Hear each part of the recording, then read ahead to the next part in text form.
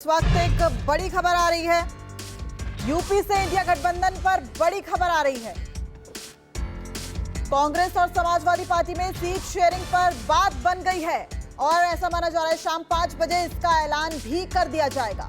दोनों साझा press conference करेंगे और इसका ऐलान भी शाम 5 बजे कर दिया जाएगा। देखिए, शाम 5 बजे औपचारिक घोषणा होगी। ये बड़ी खबर आ रही है। उत्तर प्रदेश की राजनीति से ये बड़ी खबर।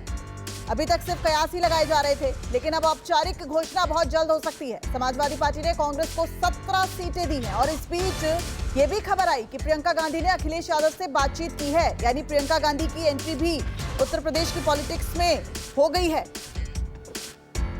कई सीटों पर पेच फंसता नजर आ रहा था, लेकिन अब उसके बाद उन सब कयासों पर विराम लगाते हैं यूपी से इंडिया गठबंधन पर बड़ी खबर। कांग्रेस और समाजवादी पार्टी में सीट शेयरिंग पर बात बन गई है। आज अखिलेश यादव ने कहा भी है, अंत भला तो सब भला। कल डिंपल यादव की तरफ से भी बयान आया था, जिसमें कहा गया था कि सीनियर लीडर्स जो हैं वो लगातार बातचीत कर रहे हैं और ऐसा लग रहा है कि सकारात्मक क्रम में ही ये बातचीत जा रही है। इस बीच मल्लिकार्जुन खड़गे, केसी वेणुगोपाल, सबके बयान सामने आए, जिसमें कहा गया ऑल इज वेल। और अब सब कुछ वेल नजर आ रहा है, क्योंकि कांग्रेस और समाजवादी पार्टी में सीट शेयरिंग पर बात बनती नजर आ रही है और साफ तौर पर इंडिया गठबंधन को इस गठबंधन से बड़ी मजबूती मिलेगी। और इस वक्त हमारे संवाददाता सुकेश रंजन हमारे साथ मौजूद है। सुकेश, इस खबर को कैसे देखा जाए और विपक्ष का जो इंडिया गठबंधन है उसे इससे कितनी मजबूती मिल सकती है? देखिए, उसका विश्लेषण बाद में करेंगे। पहले जो दर्शक जानना चाहते हैं उनको बता दें कि उत्तर प्रदेश में समाजवादी पार्टी और कांग्रेस का गठबंधन हो गया है। 17 सीटें देने को समाजवादी पार्टी तैयार हो गई है। 5 बजे इसकी औपचारिक घोषणा होगी, जिसमें समाजवादी पार्टी के प्रदेश अध्यक्ष और उत्तर प्रदेश कांग्रेस के प्रदेश अध्यक्ष, उनके प्रभारी सारे मौजूद होंगे। मैं सीटों की लिस्ट बता देता हूं, कौन सी सीटें हैं जहां पे कांग्रेस लड़ने वाली है। आपको मालूम है 80 सीटें हैं। 80 सीटों में बहुत दिनों से ये चर्चा हो रही थी कि कितनी सीटें समाजवादी पार्टी देगी, कितने सीटों में कांग्रेस मान जाएगी। मैं एक एक करके सीट बताता हूं। आपको मालूम है रायबरेली सीट उनकी एकमात्र जीती हुई सीट है कांग्रेस की, तो रायबरेली सीट पे कांग्रेस लड़ेगी। अमेठी पे कांग्रेस लड़ेगी। अमेठी से राहुल गांधी जीतते रहे, लेकिन पिछली बार उनको शिकस्त का सामना करना पड़ा था स्मृति ईरानी के सामने, तो अमेठी कांग्रेस लड़ेगी। उसके अलावा कानपुर, फतेहपुर सीकरी, बांसगांव, सहारनपुर, प्रयागराज, महाराजगंज, बनारस, अमरोहा, झांसी, बुलंदशहर, गाजियाबाद, मथुरा, सीतापुर, बाराबंकी, देवरिया, 17 सीटें कांग्रेस पार्टी लड़ेगी। मैं फिर से पढ़ देता हूं आराम से, दर्शकों की सुविधा के लिए वो जान लें।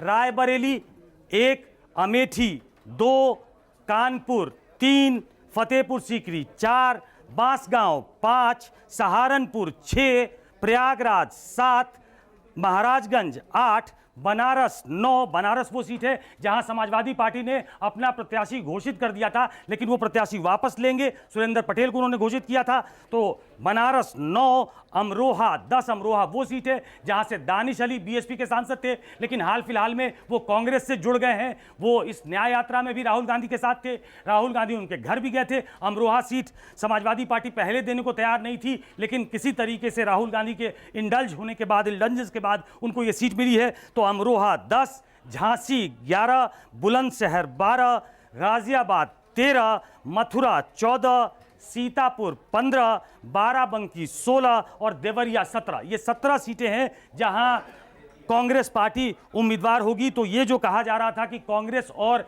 समाजवादी पार्टी में टूट हो गई है, गठबंधन नहीं होगा, ये कहा था अखिलेश यादव ने कि वो जाएंगे रायबरेली या अमेठी में जुड़ेंगे भारत जोड़ो न्याय यात्रा के साथ, लेकिन वो नहीं गए थे। उनके कुछ तल्ख बयान भी आए थे और ऐसा लगा था कि समाजवादी पार्टी और कांग्रेस में बात नहीं बन रही है। लेकिन फाइनली मुझे लगता है कि टॉप लीडर्स की इंटेलिजेंस के बाद ये घोषणा होने जा रही है। अब से थोड़ी देर में 5 बजे आप ये घोषणा, औपचारिक घोषणा सुनेंगे कि कितनी सीटों पे कौन लड़ेगा। लेकिन उसके पहले न्यूज़ 24 आपको बता रहा है कि 80 सीटों में 17 सीटों पे कांग्रेस चुनाव लड़ेगी।